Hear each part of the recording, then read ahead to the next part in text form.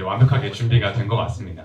제가 질문을 드리면 될 것 같은데 일단 아쉬웠던 부분들이 많다고 이야기를 해주셨어요. 그렇기 때문에 이 질문을 안 드릴 수가 없습니다. 영화를 보시면서 여러분들도 느끼셨을지 모르겠지만 감독님 개인적으로 아쉬운 부분들이 굉장히 많으실 것 같아요. 일단은 잘했다 싶은 부분부터 들어볼까요? 네, 일단 만들었다라는 것에 의미를 두고요. 네, 만들었다라는 것이 잘했다는 것 같고, 전체적으로 봤을 때 제가 그 아쉬운 부분을 먼저 또 말씀드리지 않을 수가 없어요. 그 이유가 23분이라는 러닝 타임인데 아마 저는 보면서 굉장히 지루하거든요. 예, 전 한 100번 본 것 같아요. 100번 봤는데 이제 보면서 굉장히 지루했어요. 왜냐면 그만큼 샷이 부족해서 그래요. 이게 그래서 그 샷이 좀 부족한 샷이 있다라는 생각이 들어서 좀 더 많았으면 어땠을까라는 그런 아쉬움이 개인적으로 있어요. 그래서 그 강혁이 광일한테 이렇게 전단지를 본 내용에 대해서 말할 때 광일의 반응이라든가 이런 것들이 전체적으로 좀 더 그런 샷들이 몇 개가 더 추가됐으면 좋지 않았을까라는 생각이 좀 들고, 그런 것이 못 들어간 것이 좀 아쉬웠고요. 그리고 음악 작업도 제가 혼자 하다 보니까 제가 음악은 잘 모르거든요. 예, 그래서 별걸 다 공부했어요. 영화 음악이란 무엇인가 하면서 이렇게 막 찾아보고 그래서 편집도 이렇게 막 혼자서 다 하다 보니까 그런 부분이 아마 전문가의 손길이 닿은 걸까, 아니면 또 비전문가의 그게 또 다를 거라고 생각합니다. 그래서 그런 부분이 좀 아쉽다고 생각합니다. 너무 겸손하신 것 같아요. 저는 영화를 보면서 지루하다고 느끼진 않았거든요. 오히려 두 사람의 대화 이야기가 컷이 부족한데도 굉장히 텐션 있게 서로의 뭔가 심리를 잘 보여주는 것 같아서 저는 만족했는데, 감독님은 개인적으로 그런 부분들이 굉장히 아쉬웠던 것 같습니다. 그럼 영화 촬영 현장에 대한 질문도 드리고 싶어요. 힘든 부분들도 많았을 텐데 스태프한테 지금 마이크를 넘겨주셨습니다. 영화 촬영하면서 현장 분위기는 조금 어땠나요? 일단은 좀 저의 소개를 먼저 하자면, 아까 뭐 방명록 작성도 도와드리고 뭐 할 때는 저기 옆에서 좀 약간 엉거주춤하고 있었는데, 일단 저 같은 경우에는 이번 두 병사에서 PD 역할 맡은 박경규라고 합니다. 네. 감사합니다. 촬영 현장 분위기라고 한다면은 일단은 총 저희가 촬영 일자가 3일 정도 됐었는데 3일 만에 일단 저렇게 25분 러닝타임 영화를 만들었습니다. 일단 아침부터 굉장히 좀 시작을 하면서 저는 좀 좋았다고 생각이 들었던 거는 아무래도 좀 촬영 현장을 아시는 분도 계시고 모르시는 분도 계시겠지만은 좀 굉장히 좀 정신도 없고 뭐 당연한 것들이 굉장히 정신없이 그냥 휙 지나가 버리기도 해요. 그래가지고 가장 중요한 거는 아무래도 식사겠죠. 네. 그래서 일단 아침부터 빨리 모이니까 또 보통 다들 아침 식사도 못 하고 오고 그런 경우도 많았었는데, 일단 뭐 첫째 날은 배우들이 사오고 뭐 감독님이 사오고, 아니면 뭐 둘째 날은 서로 합의한 것도 없는데 그 다음 날은 뭐 저희가 사오기도, 저랑 뭐 저기 뒤에서 지금 보고 있는 촬영 감독이 사오기도 하고, 그 다른 날은 저희 김종열 PD님이 사오기도 하고, 그런 만큼 스텝이나 배우들 간의 화합은 굉장히 시너지가 좋았던 것 같아요. 그래가지고 이런 좋은 작품이 나오지 않았을까 하는 생각이 가지고 있습니다. 그럼 스태프분들 말고 배우님들과의 합은 또 어땠는지도 추가 질문 드려도 될까요? 일단 굉장히 좀 아쉽게도 배우님들이 지금 자리를 못 하시게 됐었는데, 그건 굉장히 좀 아쉽지만은, 일단 제가 좀 대표로 얘기를 한다고 생각한다면은 저 같은 경우에 사실 현장에서는 잘 못 느꼈어요. 배우님들과의 화합, 그런 것들은 솔직히 잘 못 느꼈는데, 아무래도 저는 그때 배우로 참여하지 못했으니까. 네. 근데 이제 두 병사 이제 회식 자리에서 이제 배우님들과 이제 자리를 하고 얘기를 하다 보면은 배우님들이 굉장히 치밀하게 준비를 해오셨다는 생각을 굉장히 많이 들었어요. 저도 모르는 사이에 배우님들은 이런 합을 맞추고 있고 저런 합을 맞추고 있고 이런 경우가 있었어가지고, 아마 촬영 현장에서 뭐 식사든 아니면 짬짬이 시간이든 계속 합을 맞추고 계셨던 게 아니었을까 하는 생각을 가지고 있습니다. 저는.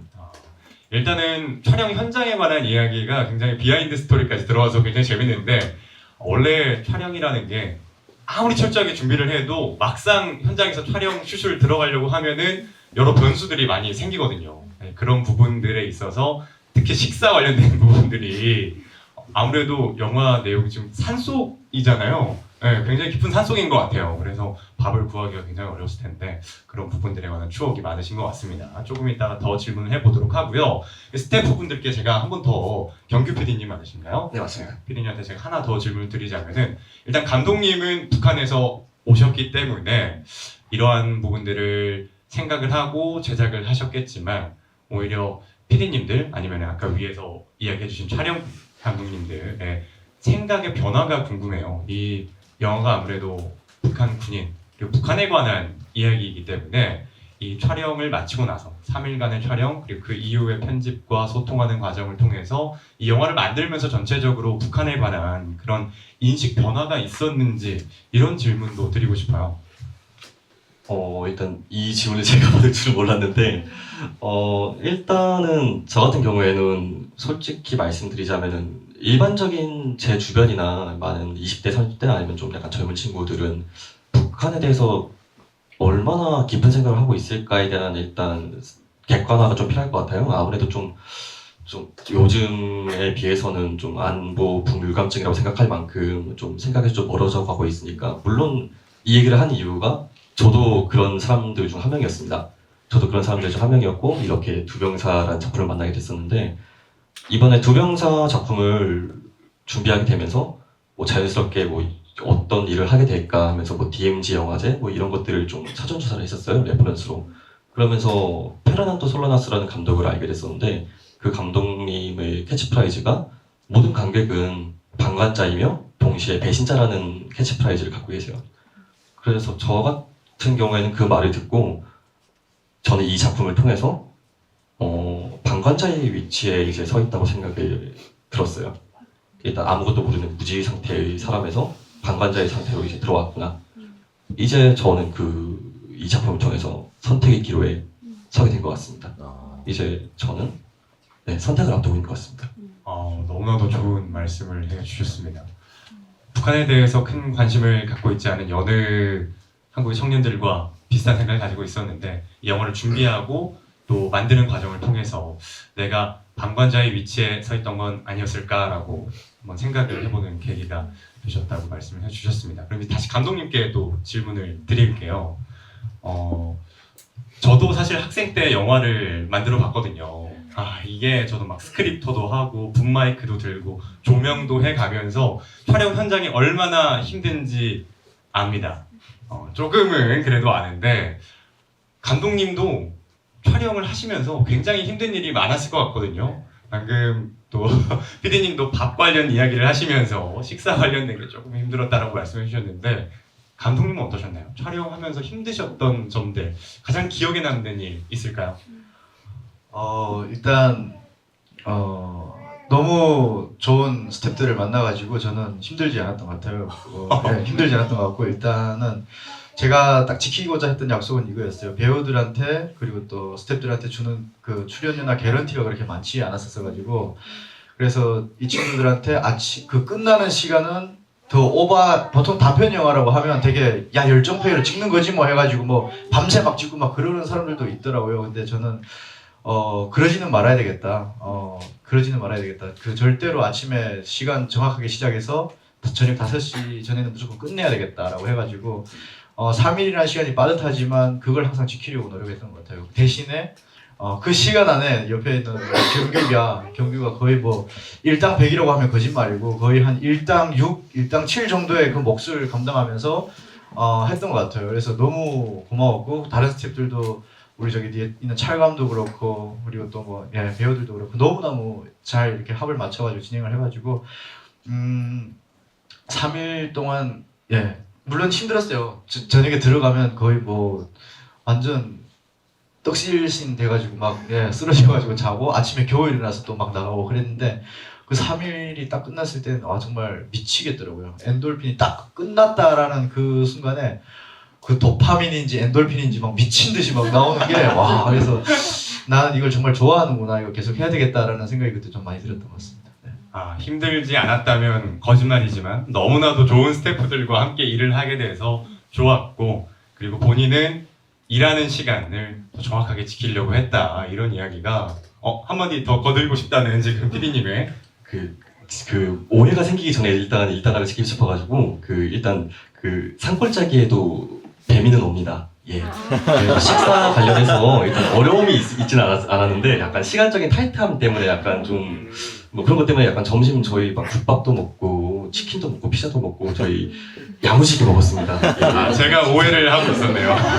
오해가 쌓이기 전에 약간 감독님이 약간 저희 식사 대접도 안 해주는 그런 그렇지 않다. 네, 그렇지 않았습니다. 네. 밥 시간이 오히려 촬영 현장이 빠듯해서 네. 내가 안 먹었으면 안 먹고 빨리 먹었으면 빨리 먹었지 예. 식사는 굉장히 호화스러웠다 네. 이야기까지 오해를 풀고 싶었습니다. 네. 좋습니다. 제가 알기로는 기생충을 만든 봉준호 감독님이 항상 그날의 촬영 시간을 딱딱 지켰다고 하셨는데 우리 정하늘 감독님도 기가 막히게 이 봉준호 감독님의 마인드처럼 영화를 만드신 것 같습니다. 뒷감당 어떻게 할지는 모르겠습니다. 제가 마음에 안 들어서. 네. 그리고 저는 개인적으로 영화를 보면서 또 인상 깊었던 게 물론 제가 북에서 오지는 않아서 북한 사투리가 얼마나 자연스러운 건지는 모르겠지만 오늘 북한군 연기를 한 세 분의 배우님의 사투리가 굉장히 자연스럽다고 느껴졌거든요. 그래서 이런 부분들에 대해서 감독님이 좀 개인적으로 지도를 좀 해줬는지 이런 것도 좀 궁금해요. 네, 일단은 제가 그 배우분들이 처음에 시작할 때 그 북한 사투리라고 하니까 이분들이 처음 해본다고 하면서 굉장히 좀 망설이더라고요. 그랬을 것 같아요. 네, 근데 너무 욕심나지만 망설여진다. 이건 내가 잘 할 수 있을지 망쳐놓을지 너무 두렵다 이러더라고요. 그래서 걱정하지 말아라. 제가 매일매일 지도해주겠다. 그래가지고 배우분들한테 한 분 한 분 다 이렇게 하루에 2시간씩 개인 지도를 매일 했고요. 그리고 또 배우분들이 또 열정이 있어가지고 전화로 또 와가지고 이 부분은 이렇게 해야 되는지 맞냐. 어미를 내려야 네네네네. 되냐, 올려야 되냐. 네. 그래서 그걸 다 해드리고 제가 추가로 이분들한테 그것까지 좀 해드렸어요. 당신들이 이 작품 끝나고 그냥 땡이 아니라 다음에 어떤 북한 작품을 만났을 때 당당하게 오디션을 볼 수 있는 그 북한 억양에 대한 어떤 하나의 특기를 좀 가르쳐 드렸거든요. 그래서 아마 그분들은 이제 북한 관련된 영화에서 아마 오디션 잘 봐가지고 또 배우로 또 출연하지 않을까라는 생각이 좀 듭니다. 본인이 잘 가르쳐놨기 때문에 이 친구들은 나중에 본인의 장점과 커리어로 이 배우들은 다른 북한 관련된 영화에 나오지 않을까까지 조심스럽게 이야기를 해주셨습니다. 근데 배우분들의 열정도 그렇고 감독님의 열정도 대단한 것 같아요. 2시간 동안이나 솔직히 쉬고 싶은 시간도 있었을 텐데 전화통화도 다 받아주셔가지고 일일이 지도를 해주셨다는 거는 네. 좋습니다. 그러면은 이 배우분들이 역할을 맡은 부분들이 다 북한 출신인 거잖아요. 네. 이제 말투 말고도 조금은 신경 쓸 부분들이 많았을 것 같은데 배우분들에게 또 촬영 현장에서나 아니면은 촬영하기 전에 어떠한 감정을 가지고 임해야 되는지 이런 디렉션은 또 어떻게 주셨는지도 궁금해요. 일단 가장 멋있게 잘할 수 있는 부분을 하라고 했고요. 그리고 광혁이라는 친구한테는 제가 최대한 저였으면 좋겠다고 했어요. 네. 네, 왜냐면 이게 제가 그 진철이라는 친구를 북한군에서 실제로 만났었거든요. 왜냐면 그 정치위원, 사단 정치위원까지는 아니지만 어느 정도 군에 있는 중요 보직에 있는 그런 친구의 삼촌의 조카였어요. 근데 그 친구가 저랑 어릴 적에 같은 학교였는데 그렇게 막 친한 사이가 아니고 되게 막 많이 싸우는 사이였어요. 그래서 저는 그때 축구 간다고 막 운동부에서 막 이렇게 하고 있었고 걔는 학급의 우두머리였고 그래서 운동부 애들을 엄청 싫어했어요 그 친구가. 그래서 막 필통에 있는 막 손칼 들고 막 달려들고 막 그랬었거든요. 그래서 그렇게 앙숙이던 사이였는데 군대에서 신병훈련소에서 딱 만나게 된 거예요. 근데 어릴 적에 그렇게 싸웠음에도 불구하고 그래도 살짝 안면이 있으니까 와가지고 너 누구 아니야? 라고 물어보더라고요. 그래서 저는 그때 큰일 났구나. 얘를 이거 군대에 나와서 만났구나 했는데 누가 봐도 되게 살이 쪄가지고 신병 훈련소에서 한 달을 하고 저는 이제 막 살이 막 빠지고 그 상태였는데 얘는 막 포동포동해가지고 온 거예요. 막 얼굴이 뽀동해가지고. 그래서 와 큰일 났구나. 그러고 있는데 갑자기 저한테 물어보더라고요. 너 몇 중대 몇 소대냐.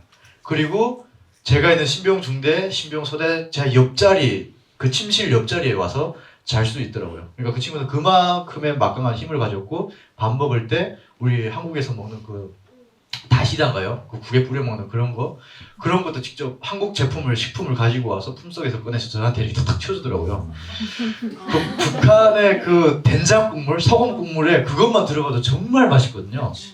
네, 그래서 그렇게 먹다가 이 친구는 힘들면 삼촌 집에 가서 한 보름 쉬다가 또 오고 전화도 어느 때든지 원할 때면 할 수 있고 그리고 그래서 그 친구를 보면서 제가 많이 출발선이 많이 다르구나를 많이 느꼈었고 그리고 그 친구는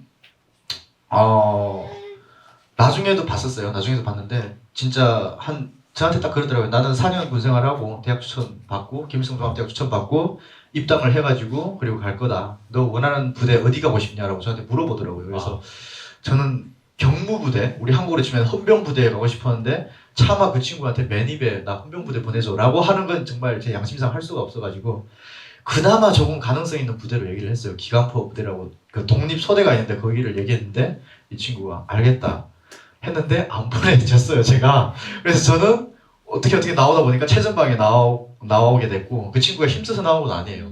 거기 같이 있던 애들이 있었는데 똑같이 다 보면은 힘을 쓴 애들이 한 명도 없더라고요. 예, 그래서 다 완전 농장원 농민 자녀들. 그래서 그렇게 나오게 됐고 그러면서 그 친구가 나중에 제가 있던 부대에 왔는데 진짜로 이제 제가 영화 속에서 중사의 계급을 형상해서 뒤에 군복을 그려놨는데 그 친구의 모습을 봤을 때 대략 중사의 모습이었어요. 군복을 안 입고 있는데 이제처럼 흰 면 티를 입고 밑에 위장복과 신발을 딱 꺾어 신고 있고 그러면서 머리도 어느 정도 좀 기르고 그 상태로 와가지고 저한테 보면서 고생을 잘하고 있냐 조금만 더 기다려라 이러고 갔어요. 그래서 그때 제가 느꼈던 게 와, 저 친구와 나는 확실히 다른 사회에 살고 있구나라는 걸 그때 느끼게 됐었고 그러면서 그 친구의 생각이 좀 나가지고 그걸 저의 스토리와 좀 저의 캐릭터를 좀 대입해서 강혁을 만들었고 진철은 그 친구를 이렇게 형상해서 만들었습니다. 영화 안에서 3명의 캐릭터가 나오죠. 광혁, 진철, 광일. 근데 이제 광혁의 캐릭터는 감독님의 개인적인 경험을 바탕으로 만들었고 그리고 다른 또 하나의 캐릭터도 본인이 직접 만난 네. 어렸을 때 만났던 그 친구의 이야기를 담아가지고 영화를 만들었다는 이야기. 제가 디렉션을 어떻게 주셨냐고 물어봤는데 순간 추억 속으로 싹 빠지셔가지고 본인의 이야기를 쫙 풀어주셨습니다. 좋아요. 좋습니다. 그럼 영화의 내용에 대한 질문도 몇 가지 더 드릴게요. 두 캐릭터에 대한 이야기는 해주셨는데 광일 캐릭터에 대한 이야기는 아직 안 해주셨어요. 네. 그래서 광일은 여러분들도 방금 보셨겠지만 결국에는 북에 남는 걸로 묘사가 되거든요. 네네. 이렇게 설정한 의도가 있는지 그리고 감독님은 영화 속에서 광일은 그 이후에 어떻게 될지를 생각을 해두셨을지 저는 보면서 궁금하더라고요. 광혁은 갔는데 광일이는 남으니까 영화가 열린 결말로 끝났는데 광혁이는 어디로 갈까? 그리고 광일이는 남아서 어떻게 될까? 이런 궁금증이 들더라고요. 일단 광일이 이야기 먼저 해주시면 좋을 것 같아요. 광일은 제가 좀 그 가운데에 끼어있는 어정쩡한 인물로 좀 나오는데 그 친구 설정을 좀 그렇게 했어요. 제가 진철은 북한의 어떤 엘리트 단계급 즉 다시 말해서 북한의 최고전원 김정은과도 같은 그런 사람이라고 좀 설정을 한 거고요. 그리고 이제 그 강혁은 노동자 농민들 북한의 주민들을 좀 이렇게 생각을 하면서 이렇게 좀 많이 설정을 했고 가운데 강일은 그 가운데서 그 연결고리 역할을 하는 간부들을 좀 일삼는 캐릭터라고 보면 될 것 같아요. 어릴 적에 북한 주민들이 가장 많이 했던 말이 그 말이었어요. 우리 장군님은 정치를 잘못하는 게 없다. 그 가운데에는 간부들이 잘 못해서 그런다라고 했는데 그 간부가 어떻게 하죠? 뒤통수를 까버리죠. 진철이 뒤통수를. 즉 다시 말해서 그 강일과 북한 주민들과 그리고 즉 다시 말해서 간부들과 중간 다리들과 북한 주민들이 하나가 될 때 북한 당국이 부서질 수도 있다라는 그런 형상을 좀 하면서 강일이가 그 어떤 그런 계급에 놓여 있는 간부 그런 계급이라고 보면 될 것 같고요. 그래서 그분을 사실 처음에 캐스팅할 때 다른 사람이었었어요. 근데 그 역할을 잘 못할 것 같다라는 걱정이 많이 되더라고요. 네. 그래서 그 강일이라는 분은 연기를 꽤 오래 하신 분이어서 나이는 거기서 제일 많아요. 제일 막내로 나오는데 그래서 그분한테 이 연기를 좀 해줄 수 있겠냐라고 했더니 흔쾌히 해보겠다고 해서 하게 됐던 것 같고 강일은 좀 북한군에 있을 때 제 친구였던 그 친구를 많이 상상하면서 진짜 농민 친구였는데 그 친구를 좀 상상하면서 이렇게 생각했던 것 같고 제가 물어봤을 때 그 친구한테 너 앞으로 꿈이 뭐니라고 했을 때 그 친구는 진짜 딱 그렇게 대답했어요. 뭐가 있냐? 영양실조 안 걸리고 제대해서 집에 가는 거지라고 했던 친구였어요. 실제 광일이의 대사를 그대로 경험을 통해서 녹여낸 네네. 거거든요. 12호 훈련소에서 그 친구가 그렇게 얘기를 했기 때문에 그래서 그걸 기억이 가장 남아가지고 그 친구를 이렇게 설정을 했습니다. 이름도 강일이었어요. 네. 실제 군에서 만난 친구인 거죠? 네네. 군대에서 만난 친구. 군에서 만난 친구의 이름까지도 빌려가지고 또 광일이라는 캐릭터를 만드셨다고 합니다. 근데 방금 광일이라는 캐릭터를 설명해 주시면서 감독님이 이 영화를 바라보는 해석을 조금 해주셨잖아요. 저만 끄덕인 게 아니라 여기 앉아 계신 분들도 다 끄덕이신 것 같은데 진철, 광혁, 그리고 광일 이 캐릭터들이 다 비유하는 게 있었네요. 네네.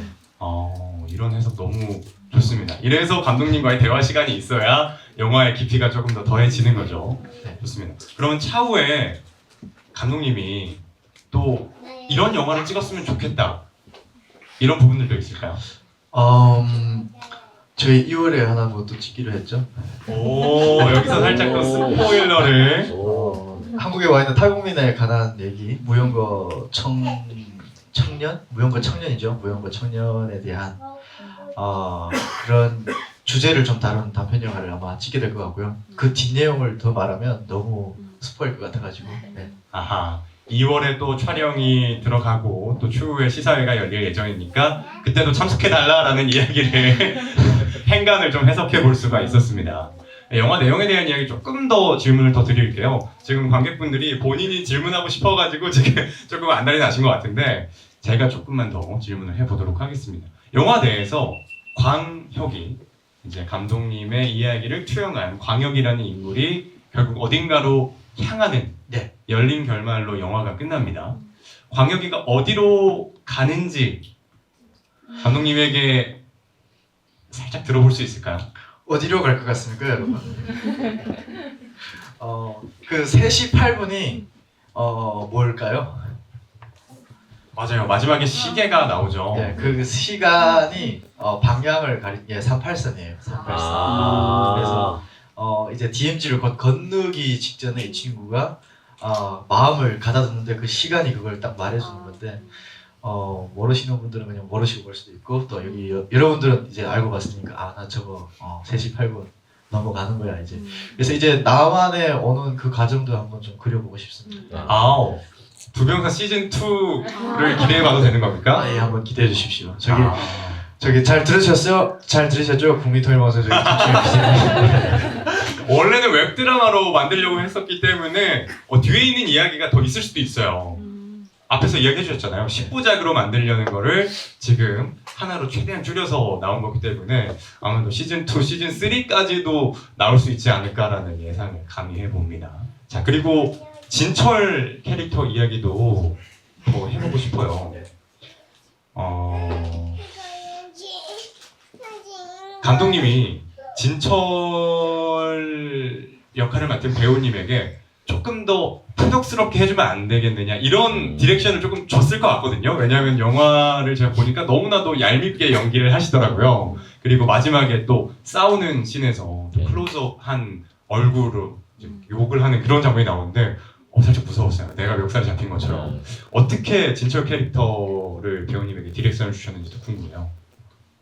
일단은 진철 씨한테는 좀 정상적이면서 사이코처럼 보였으면 좋겠고 가장 어려운 디렉션을 그리고 무서웠으면 좋겠다 라고 했어요. 그랬더니 친구가 어떻게 그러냐고 되게 되게 어렵다라고 하더라고요. 그러면서 되게 대화를 좀 많이 나눴어요. 그러면서 그 얼음에 취했을 때도 어떤 느낌이냐고 해가지고 저도 얼음을 못 해봐가지고 모르겠는데 큰일 나죠. 그런 디렉션까지 줄 수는 없죠. 아무튼 최대한 좀 약반 연기 한번 보여주면 좋겠다라고 했더니 그 분이 배우님이 아무튼 해보겠다라고 했는데 카메라 앞에서 잘 해주더라고요. 그래서 되게 마음에 들었고 한 3-4번 해가지고 오케이 컷이 바로 떨어졌던 것 같아요. 그리고 진짜 마지막에 제가 여기서 살짝 좀 TMI를 좀 더 말씀드리려면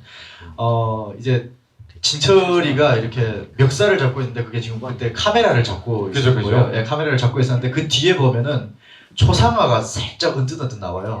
어. 네, 언뜻언뜻 나오고 그리고 진철의 얼굴이 되게 클로즈업 돼가지고 나오고 그리고 다시 돌아서서 보면 강혁의 목이 뒤에 구호가 있는데 인민을 위하여라는 그 사이에 인민이라고 있고 그 을 사이에 이렇게 강혁이가 서 있어요. 또 이런 디테일이. 네, 그런데 즉 다시 말해서 그 초상화가 이렇게 나오는 이유가 아까 말씀해 주셨던 비유인 거죠. 예, 그건 뭐죠? 그 인민을 그대로 지금 목조리게 하고 있다. 근데 그 뒤에서 이게 까주면은 뒤통수 한 대 누군가가 쳐주면은 이길 수 있다라는 그게 좀 거기에 좀 있습니다. 그런 게 좀 있었네. 네, 진철 캐릭터는 김씨 일가를 조금 반영해서 캐릭터를 상징성을 부여했는데 네. 두 사람이 이제 광역과 진철이 싸우는 씬에서 그런 디테일까지 감독님은 의도하고 씬을 만드신 겁니다. 오, 그런 부분들까지 또 디테일하게 좋은데요. 이렇게 해석을 듣고 나니까 저도 더 영화를 보는 깊이가 더해지는 것 같습니다. 두 분께 모두 질문을 드려볼게요. 세 명의 캐릭터가 나오잖아요. 이 세 캐릭터 중에서 네 명의 캐릭터. 그죠.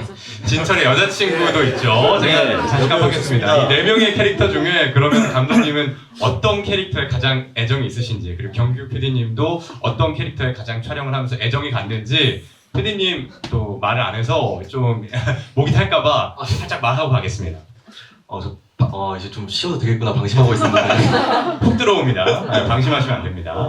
일단 저 같은 경우에는 가장 좀 애착이 갔던 캐릭터는 아무래도 그 이번에 그 감독님이랑 저는 되게 좀 뭐 공적으로나 사적으로나 되게 좀 많이 가까워졌다 생각을 했어요. 아무래도 작년 10월까지만 해도 정말 아무것도 모르는 사이였고 저는 가끔씩 유튜브 알고리즘으로 가끔씩 북한 사람이 이런 소리를 부는구나. 유튜브도 하는구나. 역시.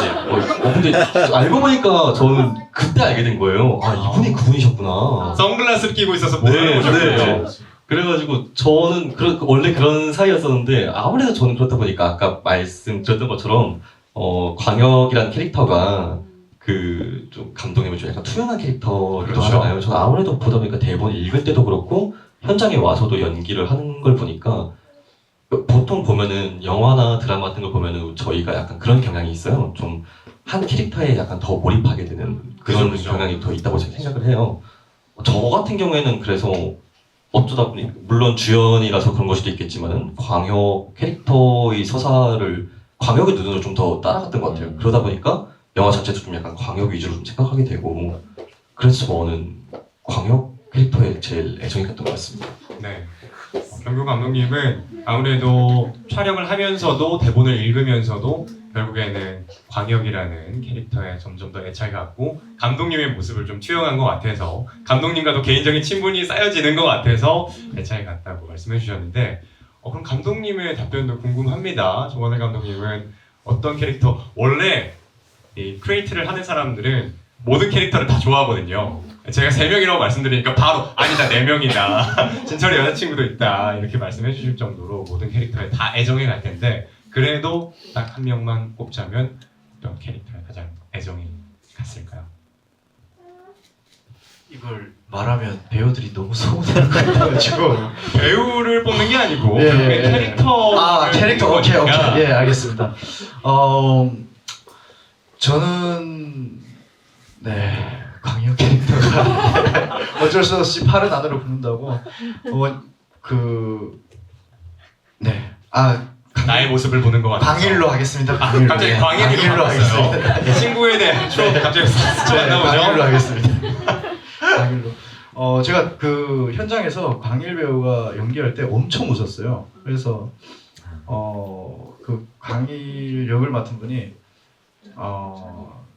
연기를 너무 재밌게 막 맛깔나게 하는 거예요. 그래가지고 제가 진짜 계속 웃었더니 그분한테 살짝 신뢰가 될 것 같다는 생각이 들더라고요. 그 정도로 제가 많이 웃었거든요. 왜냐면 연기를 하는데 너무 그 대본을 막 찰떡같이 잘 녹게 돼가지고 그래서 형 진짜 죄송하다고 제가 형 연기하는 게 너무 진짜 찰떡궁합이어가지고 지금 웃는 거니까 오해하지 말고 잘 들어라. 괜히 또 그래가지고 그랬더니 그분이 알겠다고 그랬을 정도로 굉장히 캐릭터를 잘 찰떡으로 잘 소화해준 분이에요. 광일 캐릭터에 대한 질문도 조금 더 드려볼게요. 마지막 질문이 될 것 같은데요. 광일 캐릭터가 결국에는 광역이를 도와주잖아요. 네. 어떻게 보면은 진철이와 함께한 생활이 더 길었을 그런 캐릭터인데 마지막에 가서는 이제 후두부를 2번이나 가격하면서 광혁이를 구해줍니다. 광일이는 왜 이런 선택을 했을지, 또 두 사람이 만난 시간이 어떻게 보면은 얼마 안 되는데 어떤 포인트에서 어떤 계기로 광혁이를 도와주게 됐을지 감독님의 해석을 듣고 싶습니다. 일단은 함께한 시간이 길다고 해서 깊이 있는 속에 있는 얘기를 다 할 수는 없거든요. 만남은 짧을지라도 진심을 보여줄 때 그 사람은 자기의 어떤 목숨까지도 바칠 정도로 그 의리가 생길 수 있다고 저는 생각을 합니다. 그래서 그 강일 같은 경우에도 좀 그런 케이스라고 보면 될 것 같고, 오랜 생활을 진철과 함께 했는데도 진철한테서는 그런 어떤 진정성 있는 모습을 보지 못했을 거고, 항상 뭔가 어떤 결과론적인, 그러니까 그 기브앤테이크가 주어진 그런 사이였다면 광역한테서는 어떤 진정성을 좀 보고 바꿀 수 있다면 바꿔야 된다. 예, 그러면서 나는 속에 있는 말을 다 했는데 광역 동지는 왜 안 합니까? 이러니까 거기서 광역이가 자기 속에 있는 말을 쭉 하니까 거기에서 이제 강일이가 자기는 옆에서 방관을 했지만 3명을 불구 만들 정도로 방관을 했지만 이 친구는 뭔가 하겠다라는 것에 좀 감동을 먹어가지고 그걸 또 실제로 해내니까 그래서 이 친구가 마음이 돌아서지 않았을까라는 생각이 좀 듭니다. 감독님의 이 해석과 그리고 감독님이 가장 애착이 가는 캐릭터가 광일이라는 말씀을 해주셨고, 또 감독님이 앞서 이야기해주신 상징성을 생각해 보면은 감독님이 바라는 앞으로의 북한에 대한 변화에 대한 의지가 느껴지는 것 같기도 해요. 이 북한에 있는 간부층이 조금은 북한 주민들에게 애정을 가지고 행동을 해야 북한 사회가 변하지 않을까라는 감독님의 개인적인 해석이 들어있지 않나라고 제가 감히 한번 또 예측을 해보고요. 지금부터는 이제 관객 여러분들의 질문을 받아보도록 하겠습니다. 저희 마이크가 2개여서 손을 들어주시면은 제가 가까이 가서 여러분들에게 마이크를 넘겨드릴게요. 자, 아까 적어두었던 메모장을 다시 열어주시고 핸드폰을 보면서 스태프 그리고 감독님에게 드리고 싶은 질문이 있는지 여러분들 마음껏 질문해 주시면 됩니다. 뉴스를 통해서 영화 시사회를 한다고 접해가지고 이제 찾아온 아직 구독자는 아니고 그냥 시청자인데요. 그 혹시 한국어 자막 예정이 있으신지 궁금해요. 아무래도 북한 말이 일반 한국 시민들한테는 조금 전달력이 떨어지는 부분이 있어서 그게 좀 궁금합니다. 사실 한국어 자막을 저는 넣지 않을 예정입니다. 네, 넣지 않을 예정이고요. 영어만 넣었습니다. 외국인들은 아예 한국어를 못하니까 자막을 또 따로 추가를 해야 알아들을 거라 생각해서 넣었고요. 사랑의 불시착이라는 드라마를 보면서 생각을 했을 때가 좀 드라마를 보면서 자막이 너무 많이 나와가지고 사실 저는 외국 영화를 보는 느낌이 좀 들었어요. 네, 그래서 같은 말인데 굳이 저 말이 이해가 안 되더라도 관심이 있으면 따로 사전을 통해서 찾아보면 좋겠다라는 생각이 들어서 한국어 자막은 따로 추가되지 않을 예정인데 청각 장애인들이 혹시 있을 수 있어가지고 그래서 그분들에 대한 배려를 조금 한다면 한국어 자막이 추가가 되면 좋을 것 같다는 생각이 좀 들긴 하지만 따로 그 북한 말이 이해가 안 돼서 한국어 자막을 넣어야 된다라면 저는 안 넣고 싶습니다. 네. 아무튼 감독님은 북한에 대한 관심을 여러분들이 더 가져주셨으면 좋겠어서 자막은 일부러 넣고 싶지 않다라고 이야기를 해주셨고요. 또 다른 분 질문해 주실 분 계신가요? 저는 그 감독님 학교 후배인데요. 그 영화 보면은 주인공이 핸드폰을 그 좋은 거 아이폰을 쓰고 있고 그 차도 좀 좋은 거 쓰고 있는데 그게 혹시 그 소품이 부족해서인지 아니면 그 지위가 반영된 소품인지 궁금합니다. 네, 아이폰은 아니었고요. 아이폰을 쓸까 고민을 하다가 도저히 아이폰은 진철이가 쓸 수가 없을 것 같다는 생각이 들어서 최고 좋은 삼성폰을 설정을 했고요. 그래서 북한에서도 그 중국에서 들어간 스마트폰 그런 것들을 실제로 사용하고 있기 때문에 충분히 가능하다라는 말씀을 드리고, 그리고 자동차는 막 오픈카를 북한에서 찾아보기는 정말 쉽지는 않습니다. 그렇지만 실제로 그 진철이가 만나는 여자친구가 이 정도다라는 것을 보여주고 싶어서 끼리끼리 만난다라는 걸 보여주고 싶어서 강한 설정을 조금 했습니다. 네, 감사합니다. 네. 네, 영화의 디테일이 좀 떨어지는 거 아니냐라는 또 감독님의 후배분의 또 날카로운 질문이 있었지만 충분히 일어날 수 있는 일이다라고 답변해 주셨고요. 또 다른 질문 있으신가요? 저는 한 두 가지 정도가 질문이 생각나는데 아까 그 앞서 질문해 주신 것처럼 그게 생각났어요. 그 술을도 보면은 딱 외국 그러니까 위스키 막 이런 거에서 진이었군요. 이런 거에서 충분히 뭔가 북한 술을 갖다 주실 텐데 그게 대해서 궁금증이 해결이 됐고요. 의도한 그 소품의 그 사용이었다. 그래서 이해가 됐고 또 다른 하나는 앞서 그 감독님께서 아쉬움이 많이 남았다라고 말씀하셨는데 그 참 과정이 어려웠을 것 같은 게 이해가 돼가지고 근데 만약에 그 다음 작품 할 때 막 많은 그 어려움들이 있겠지만 이런 것들이 해결이 되면은 내가 조금 더 잘 만들 수 있을 것 같다. 한 3가지 지금 바로 말씀해 주시면 감사하겠습니다. 예. 일단 예산이고요. 뭐니 해도 뭐인 것 같고 일단 돈이 조금 더 있었으면 하루 이틀 정도 더 추가해서 했으면 샷도 더 많이 추가됐을 것 같고 그런 아쉬움이 좀 있고 그리고 지금은 다음 작품 때는 제가 함께할 스태프들이 있어가지고 저 처음에는 너무 제가 흰머리가 막 나오더라고요. 준비하면서 스트레스를 너무 많이 받아가지고 흰머리가 나와서 다 뽑았는데 그 정도로 스트레스를 많이 받더라고요. 왜냐면 혼자서 다 이렇게 캐스팅부터 예산안 다 제가 짜고 그거 막 피드백 받고 이러면서 준비 과정이 혼자서 너무 다 하다 보니까 좀 힘들었고 이제 경규라는 이 PD 친구를 만나고 나서 이 친구가 되게 많이 해줘가지고 그때부터 흰머리가 좀 안 나오더라고요. 네. 그리고 지금은 안 나와요. 보다시피 옆에 있어가지고 그래서 옆에서 지금도 많이 도와주고 있고 그래서 예산이 조금만 더 있었으면 원하는 퀄리티를 얻을 수 있지 않았을까라는 그런 아쉬움이 있습니다. 네. 일단은 저도 일단 어떻게 보면 그 질문에 대한 좀 약간 공동 책임자라고 생각이 들어가지고 마이크를 잡게 되는데요.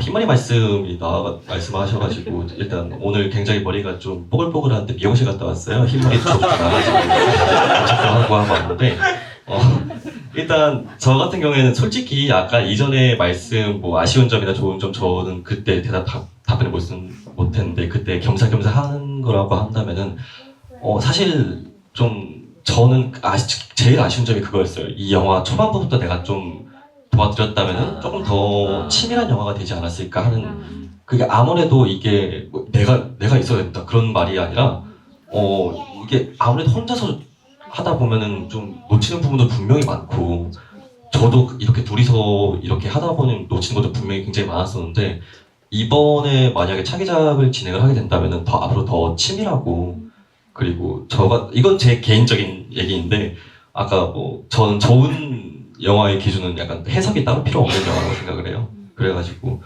이 다음부터는 좀 더 직설적으로 얘기할 수 있는 약간 그런 영화를 같이 한번 만들어 보도록 하겠습니다. 네, 두 분이서 나눠서 답변을 해주셨어요. 이 영화의 공동 책임자이기 때문에 개인적으로 예산이 아쉬웠다는 이야기를 감독님은 해주셨고 또 경규 PD님은 조금 더 빨리 일찍 더 함께 했다면 혼자서 만든다는 게 더 부담도 크고 힘들거든요. 근데 같이 했다면은 더 좋았을 것이다 라는 이야기를 해주셨습니다. 네, 또 다른 질문 받아보겠습니다. 저는 좀 스토리가 좀 더 궁금한데 그 강일 님이 그 이제 가라고 하고 이제 보내잖아요. 사실은 그 뒤에 자기는 죽을 것도 각오하고 그렇게 했을 것 같은데 실제로 만약 그런 행위를 하게 되면 제가 알기로는 탈북을 한 그 탈북자의 가족들에게도 영향이 있다고 알고 있거든요. 네. 같이 끌려가서 고문받고 그런 것들이 좀 궁금하고 실제 북한에서의 받게 될 처벌이라던가 그런 것들이 실제 궁금하고 또 어떤 이 영화를 보는 관람자들에게 어떤 메시지를 전달하고 싶었는지 기대하시는 포인트가 어떤 게 있는지가 좀 궁금합니다. 네, 일단 먼저 말씀드리면 북한에서 그렇게 남아 있으면 일단 그 영화 속에서처럼 진철이라는 사람이 죽었으면 강일은 아마 뭔가 뭐 강일이가 죽이고 도망갔다라고 하면 뭐 강일이야 무사하겠죠. 근데 진철이가 살아 있다고 하면 강일은 분명히 처벌을 받을 겁니다. 그래서 정치범 수용소나 아니 정치범 수용소까지는 아니더라도 뭐 군 교도소 같은 데 끌려갈 것 같고 그리고 그 강혁이가 이렇게 탈북을 하면 탈북이라고 하고 싶지는 않습니다. 어디론가 가 떠나 버렸는데 탈영을 하면 그 남아있는 가족들이 피해를 받지 않냐. 피해를 받죠. 피해를 받는 케이스가 있고 이제처럼 일을 벌려놓고 나왔으면 어떠한 처벌이 따를 것이고 소리 소문 없이 사라지면 또 처벌을 안 받는 케이스도 간혹 있더라고요. 그리고 이제 어떤 시점으로 봤으면 좋겠냐라고 했는데 시청자들이 저는 그냥 이것이 그냥 북한의 현실이고 실상이다라는 걸 알아주셨으면 좋겠습니다. 네. 광일이도 그렇고 광혁이도 그렇고 실제로 북한에서 이런 일이 일어났다면은 가족도 함께 처벌을 받을 수가 있고 광일이 역시 진철이가 죽었으면 상관없지만 거짓말을 할 수 있지만 그렇지 않다면은 군 교도소에 운영할 것이다라는 이야기까지 해주셨습니다. 자, 영화 내적인 이야기 말고도 영화 외적인 질문도 주셔도 되니까 자유롭게 질문해 주시면 됩니다. 다음 또 질문해주고 싶으신 분 계신가요?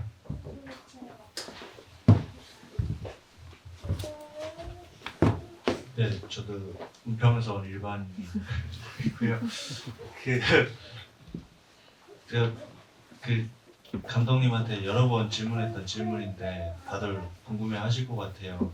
그 등장하는 병사는 3명인데 제목은 2병사잖아요. 그래서 그 부분에 대해서 오, 아주 좋은 질문인데요. 피디님 알아요? 저도 그 보면은 화면에 그 3명이 동시에 등장하는 씬이 잘 없어요. 거의 보통 둘 이렇게 나오는 씬이 되게 많고 3명이 한 번에 등장하는 씬은 거의 잘 없거든요. 그래서 웬만하면 2병사 둘씩 걸려고 좀 했던 것 같고요. 어릴 적에 제가 탈북을 하는데 좀 많은 영감을 준 영화가 바로 2병사였어요. 북한에서 만든 영화인데 2병사라고 그 영화는 북한에서 이거 실화로 바탕으로 만든 영화예요. 그 영화도. 그래서 2병사가 대한민국으로 왔다가 북한으로 다시 돌아가겠다고 가서 가는 그런 영화인데 북한에서 그 2병사에 대해서 이 2병사가 진짜 우리 북한의 진정한 군인들이다 하면서 선전용어를 만들었었어요. 근데 저는 그걸 보면서 한국에 딱 오니까 그 한국에서 막 이 2병사한테 이렇게 해주겠다 하면서 막 대우를 해주는 그런 나만의 실상이 딱 보이더라고요. 그래서 진짜 저러나?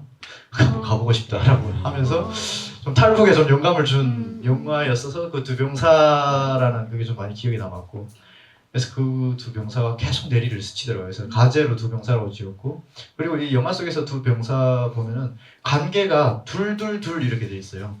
셋이 다 한 번에 끈끈하게 나오는 그런 게 없기 때문에 그래서 2병사라고 지었습니다. 맞습니다. 상당히 의미 있는 질문이었던 것 같아요. 또 다른 질문 있으신 분 계실까요? 네, 좋습니다.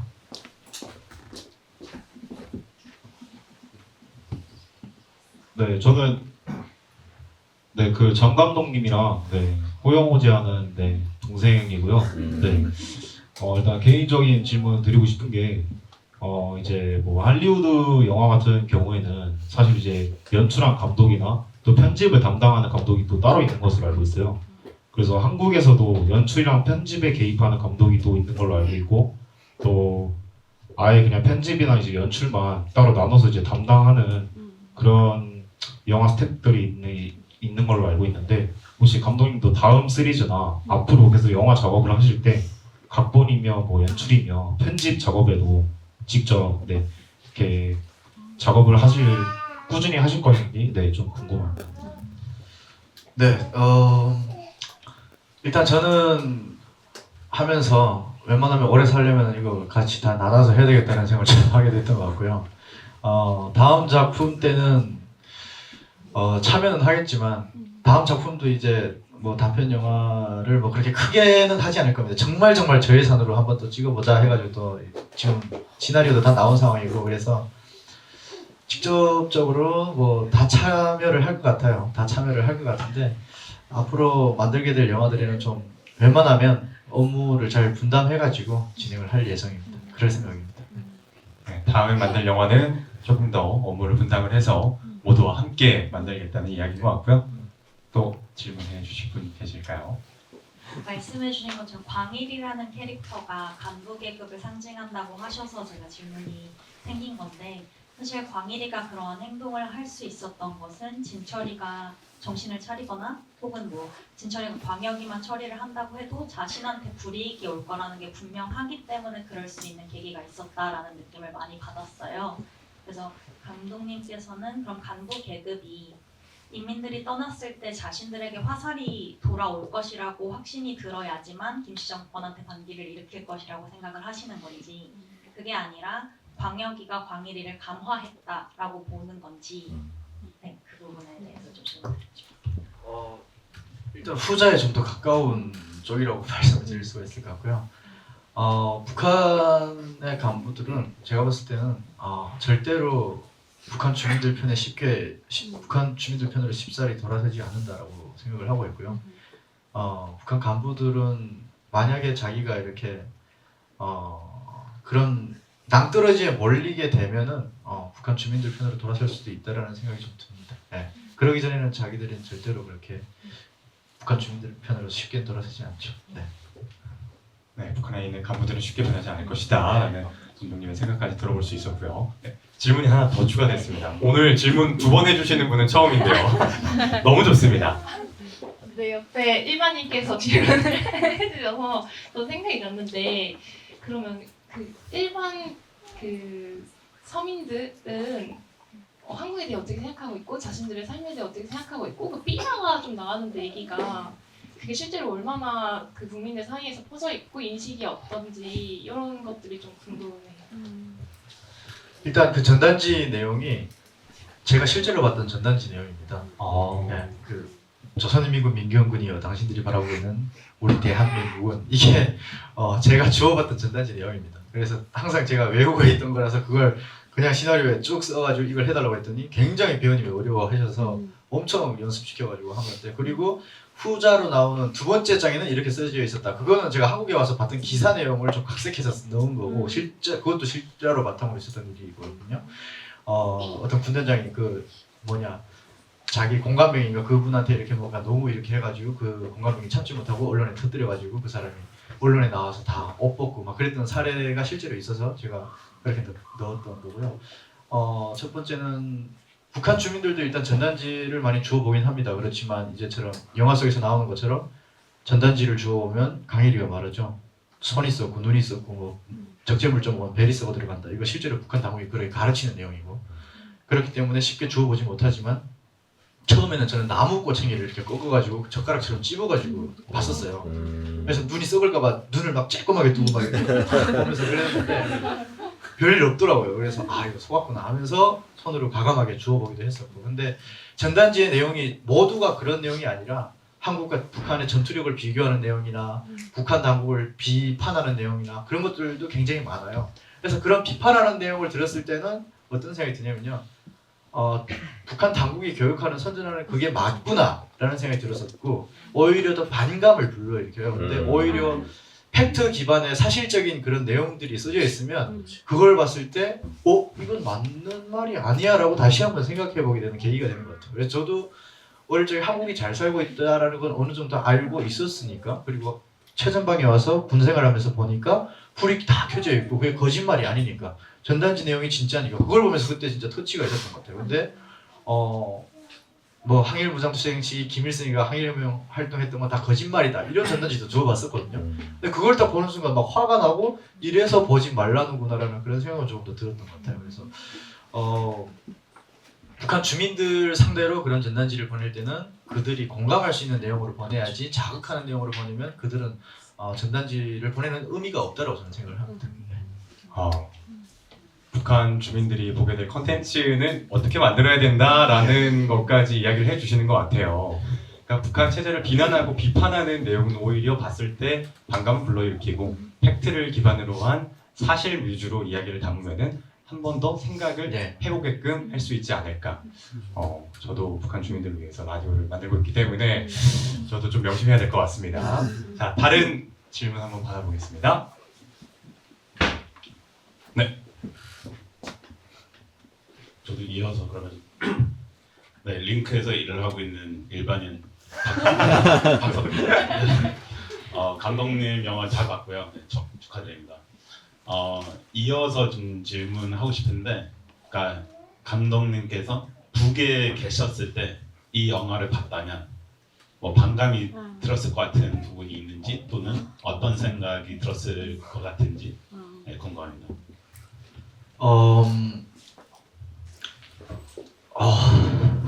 굉장히 날카로운 네, 질문이었어요. 날카로운 질문이네요.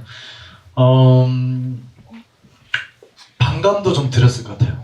그러면서도 맞는 말인데 라는 생각이 좀 들었을 것 같아요. 네, 그래서 제가 진짜 다 감정 빼고 얘기를 하면 딱 처음 보게 되면 일단은 말을 이렇게 안 하는데 라고 조금 생각을 할 것 같고요.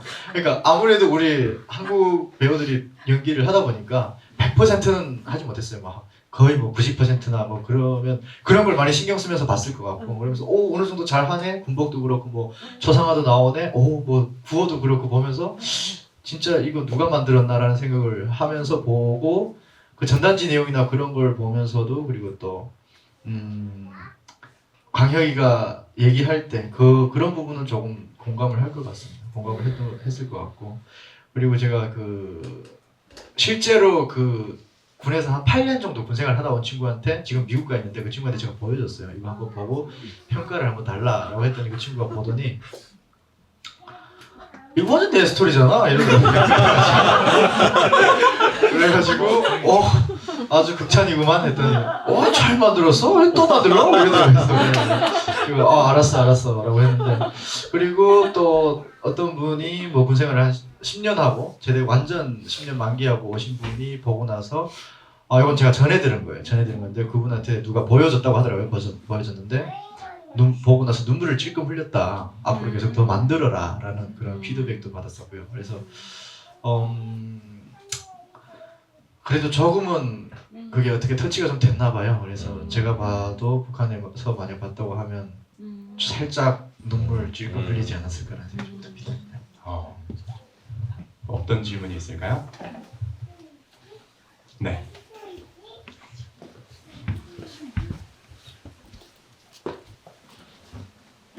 안녕하세요. 저도 일반인입니다. 네, 여기 다 일반인입니다. 만약에 진철이가 이제 대한민국으로 와서 이 영화를 보고 감독님을 만나고 싶다라고 하면 어떻게 하실 거예요? 만나실 거예요?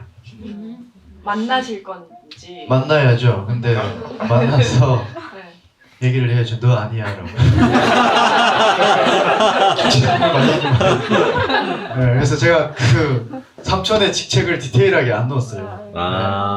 네, 똑같이 넣으면 제가 이걸 삼촌의 직책을 못 말하는 게 지금 카메라가 돌아가지고 이게 기록으로 남기 때문에 그러면은 나 맞네 이럴까봐 그래서 안 넣고 있습니다.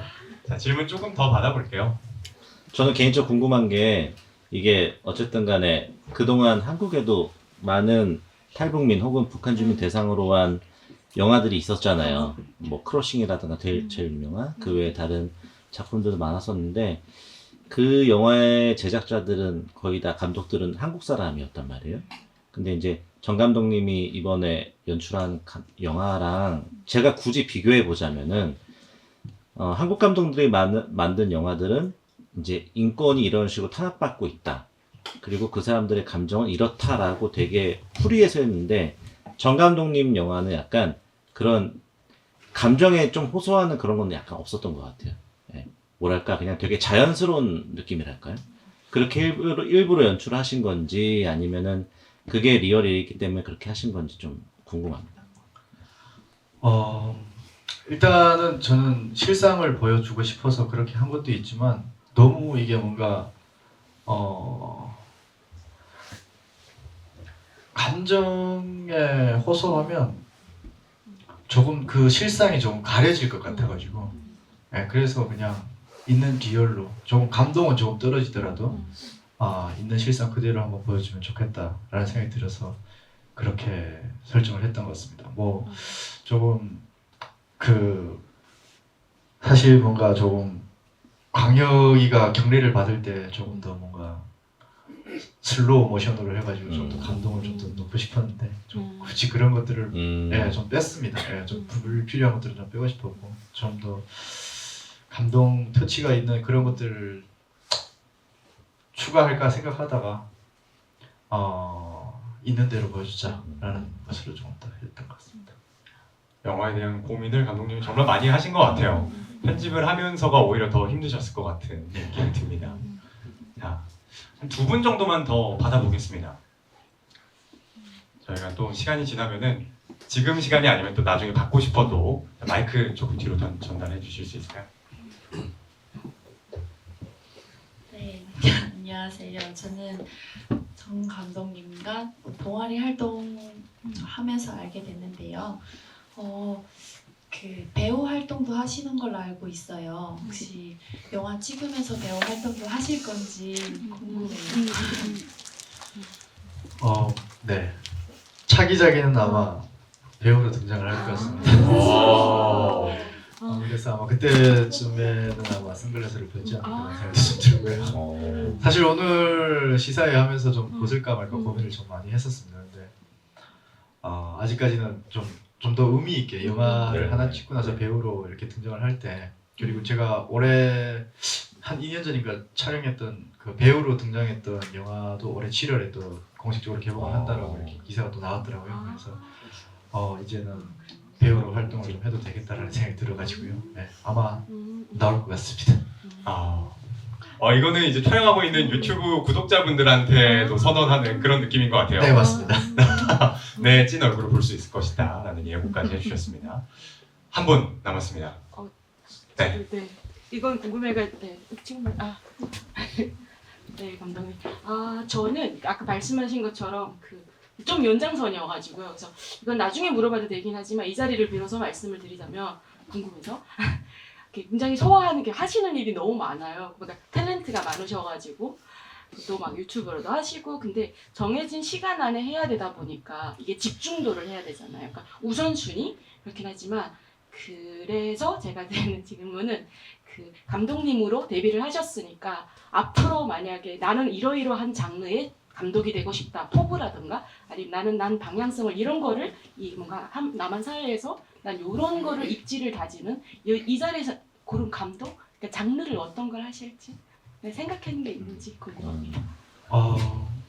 사실 저는 영화 감독이라고 하기 전에 또 유튜브 크리에이터이기도 했기 때문에 사실 기획하고 영상 찍고 그런 걸 만드는 걸 되게 재밌어하고 좋아하는 것 같더라고요, 제가. 그래서 앞으로도 저는 그런 회사를 조만간 만들 생각이고요. 네, 그래서 오늘 점심도 또 어떤 분이랑 얘기를 하면서 또 뭔가 좀 투자 얘기도 좀 실제로 전해 듣게 됐었어 가지고 그분이 그래서 뭔가 북시탈 TV 채널에 앞으로 영상들을 좀 더 많이 업로드를 할 수 있는 그런 컨텐츠들을 좀 많이 만들 것 같고, 그리고 크리에이터 일을 하면서 시나리오를 제가 직접 쓰고, 그리고 또 누군가가 시나리오를 써서 저한테 이렇게 디렉팅을 해달라고 한다면 충분히 그렇게 할 의향도 있고요. 그렇지만 저는 항상 뭔가 만들 때 어떤 메시지가 담긴 그런 영화를 만들고 싶다라는 생각이 듭니다. 그래서 그게 어떤 메시지든 의미 있는 선한 영향력을 끼칠 수 있는 메시지라면, 그래서 나중에 저를 그 사람은 이런 선한 어떤 영향력을 주는 선한 그런 메시지를 전달하는 콘텐츠를 만들었었지라는 그런 감독으로 기억되고 싶습니다. 두 분이서 어떻게 작업을 처음에 시작하게 됐는지, 그리고 아까 예고해 주신 2월 달에 들어가는 촬영은 잘 준비가 되고 있는지, 경국 PD님은 앞으로 또 어떤 작업들을 더 해나가고 싶으신지 듣고 싶습니다. 일단 저 같은 경우에는 어떻게 알게 됐냐라고 먼저 하면, 저기 뒤에 지금 촬영 감독이 좀 앉아 있어요. 일단 저 촬영 감독이랑 원래 같은 경우에는 촬영 감독이랑 좀 지인이었어요. 아무래도 저 친구도 영상 쪽 일을 하고, 저 같은 경우에도 원래는 믿기지 않겠지만 저 같은 경우에도 원래 배우 활동을 하고 있어요. 그러다 보니까 영상 쪽 일을 하다가 이런 기회가 있다 해가지고 저는 이렇게 이 프로젝트에 합류하게 됐었는데, 일단 만난 것은 일단 그렇게 만났었고 네. 그러다 보니까 일단 이번 두 병사 찍으면서 약간 좀 서로 약간 그런 시너지 같은 걸 느꼈어요. 약간 나도 약간 이런 동기가 필요했고 감독님 같은 경우에서도 약간 저를 좀 필요로 하셨고 약간 그런 시너지가 있었다 보니까 이 좀 그런 시너지에 한번 좀 믿어보자 하는 마음으로 그 이후에 몇 번 좀 만났었어요. 만나면서 이런 거 한번 찍어볼까? 찍어볼래? 먼저 이런 권유를 하시기도 하셔가지고 차기작 같은 경우에는 완전 독립적으로 좀 찍을 것 같아요.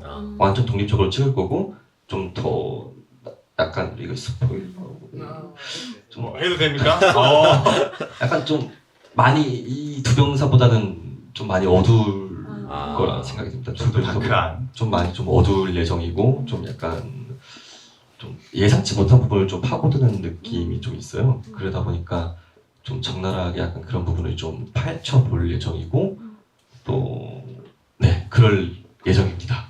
네, 좋습니다. 다음 차기작에 대한 이야기까지 살짝 들어볼 수 있었습니다. 이야기를 나누다 보니까 시간이 정말 빨리 지나가네요. 혹시 그 마지막으로 그러면 저한테 질문 한 번만 해줄 수 있으신지. 어떤 질문 마지막으로 이제 이 영화를 찍으면서 어땠는지. 아. 앞으로 포부와 각오는 어떨지. 그럼 이 질문을 지인이신 촬영 감독님이 해주시면 더 좋을 것 같아요. 좋습니다. 자, 어떤 질문 할지 들으셨죠? 네네. 네, 안녕하세요. 네, 조병사 촬영 감독 송인욱이라고 합니다. PD님께서 이번 영화에 참여함으로써 이제 감독님도 되게 많이 도와주시고 현장에서 되게 열심히 해주셨어요. 진짜 1당 100까지는 아니지만 뭐 1당 6, 7까지는 든든히 해주셨거든요. 촬영 보조로도 도와주시고 이제 음향도 도와주시고 감독님 옆에서 조연출 역할까지 해주셨어요.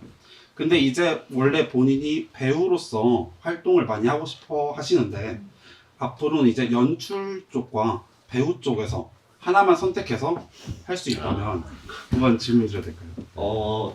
저 같은 경우에 질문이 좀 생각했던 거랑 좀 다르긴 한데 저 같은 경우에 연출과 그쪽 제가 원래 걷던 길을 말씀하신다면은 저 같은 경우에 사실 그거에 국한되고 싶지 않아요. 그거에 대해서 국한되고 싶지 않고 저 같은 경우에는 다만 그 매체의 힘을 믿어가지고 좀 약간 좋은 영향력을 매체로서 거기에 약간 크레딧에 내 이름 정도 올라간다면은 그게 어떤 역할이든 상관은 없지 않을까 하는 생각이 듭니다.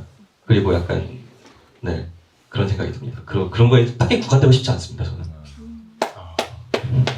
자, 너무 좋은 이야기가 오고 가고 있습니다. 정말 이야기 듣다 보니까 시간이 정말 빨리 가는데 너무나도 성실하게 답변해주신 우리 하늘 감독님과 경규 PD님한테 큰 박수 부탁드립니다.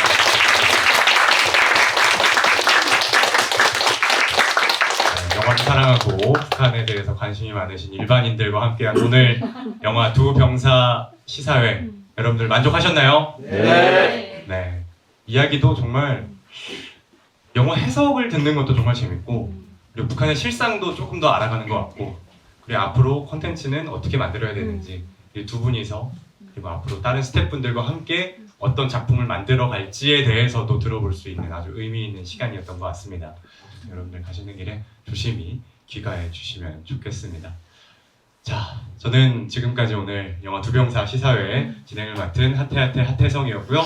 여러분들 오늘 저도 여러분들과 함께하게 돼서 너무나도 뜻깊고 의미 있는 시간이었습니다. 정말 감사했습니다. 네, 두 분에게 다시 한번 큰 박수 부탁드립니다. 감사합니다.